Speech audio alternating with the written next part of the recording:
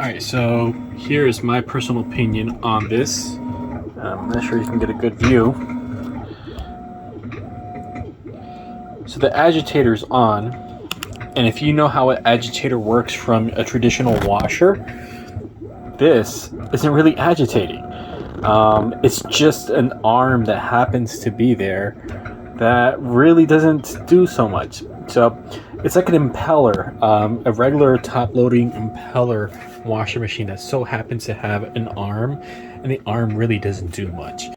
Alright, so I had this washer machine about over a month, and what I can say about it is that this agitator right here, this removable agitator, is a gimmick. It doesn't really do much. So when you remove it, what you see down there at the bottom, you know, I just did some laundry, but when you see this right here, this is what they call the impeller. I'm familiar with the impeller top loader washer machine. I had an LG one for many years, and you know, they're a very gentle wash. They take a lot longer. They're not as aggressive as an agitator. Versus like the regular old agitators that obviously are not removable. Those agitators are very aggressive in washing. They typically tend to wash faster, and when I saw this, I assumed in my mind that this agitator, when this was installed, that this washer machine would act like an agitator washer, like a very aggressive wash. This agitator doesn't really agitate. It barely does anything. I can't tell the difference in wash quality with or without this agitator. Essentially, this is just like a regular top-loading impeller wash. It washes very gentle. It's not aggressive. I was expecting this 2-in-1 washer to wash like an aggressive agitator washer, the really torquey type of one. This doesn't do anything. So overall, my personal opinion is it's still a good washer machine. I like it. I'm obviously keeping it. But you know, if you're out there thinking that this is a 2-in-1, it really isn't. In my personal opinion, it's a gimmick.